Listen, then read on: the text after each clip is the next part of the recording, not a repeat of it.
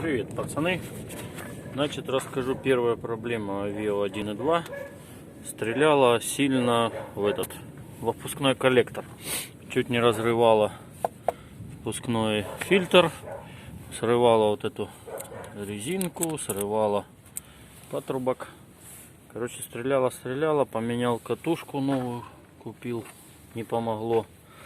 Провода вот новые купил, потом помогло. А так даже лопнула полуось правая.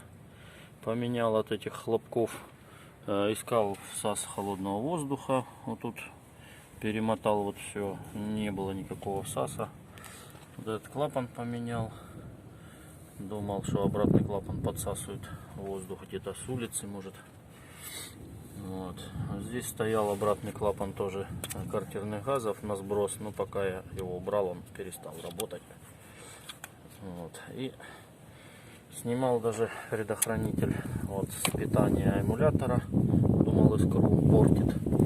Нет, не помогло. Вот. И в итоге, короче, раззвонил провода. Первый провод вообще не звонился.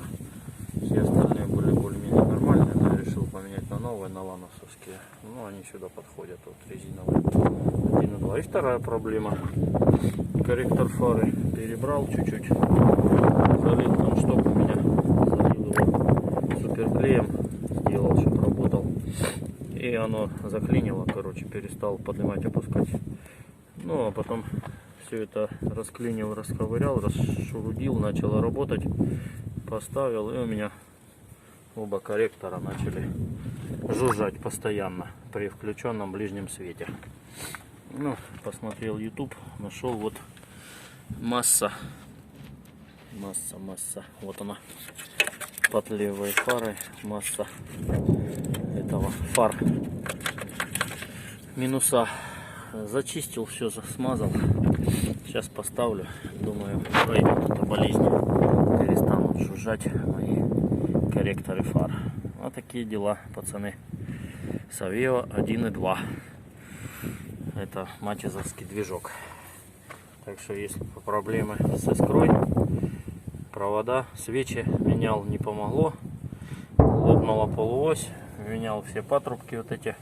Ничего не помогало. Фильтр поменял. Не помогло. Только провода поменял, тогда помогло. Зазор 0,7, если газ стоит на свечах.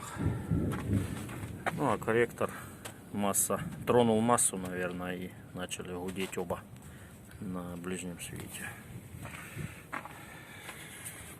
Так.